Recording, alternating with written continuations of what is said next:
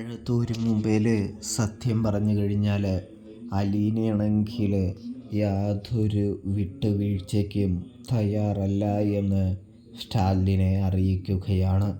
ഇത് പപ്പയുടെ വീടും കാര്യങ്ങളൊക്കെ ആയിരിക്കാം, അത് ശരിയുമായിരിക്കാം.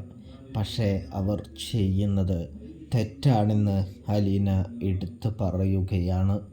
അതായത് അവരുടെ മനസ്സിൽ ഒരു അഹങ്കാരവും അസൂയയും ഒക്കെ തന്നെയുണ്ട്. അതിന് പരിഹാരം കണ്ടേ മതിയാവുകയുള്ളൂ എന്ന് അലീന പറയുകയാണ് എന്ന് കാണാനായിട്ട് സാധിക്കും.